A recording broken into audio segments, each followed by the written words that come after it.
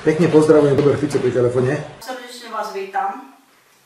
V prvom rade na začiatok zaspievam hymnu Slovenskej republiky. Na Tatrov sa blízka. Nech sa páči, povstaňte. Nech sa páči. Ja si neželám byť publikovaná.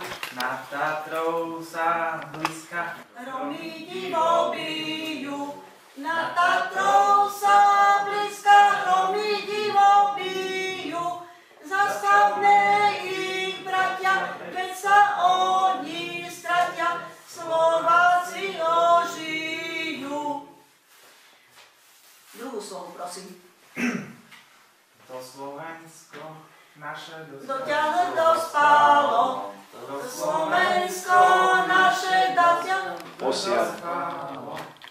Zastavme. No, je to veľmi pekné, keď neovládate slovenskú hymnu. Fakt ma to mrzí, že vám to hovorím, ale nechápem, kde na tie hovadiny chodíte. Nech sa páči. Tu máte, nech sa páči, prenačnú listinu.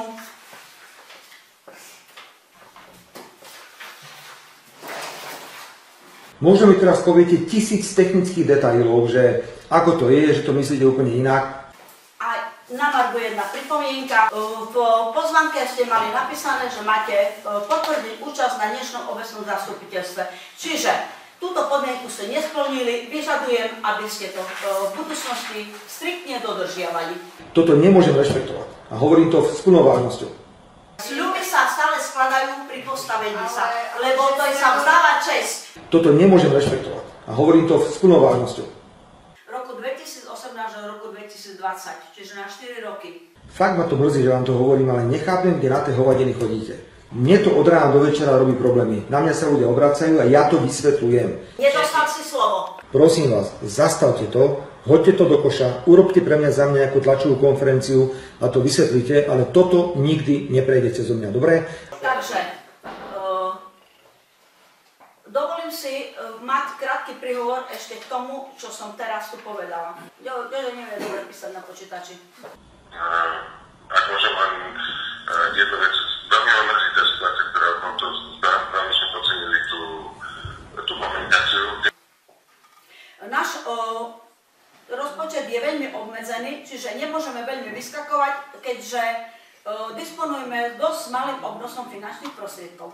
A keď aj budete mať nejaké návrhy, predtým ako niečo napíšete na papier a niekde s tým pôjdete, dojdite sem, poradíme sa. Lebo je veľmi ťažko pracovať s ľuďmi, ktorí, ja im nechám odkaz na dajakú stránku a oni si to ani nepozrú. Takže buďte takí laskaví, poprosím vás vaše mailové adresy.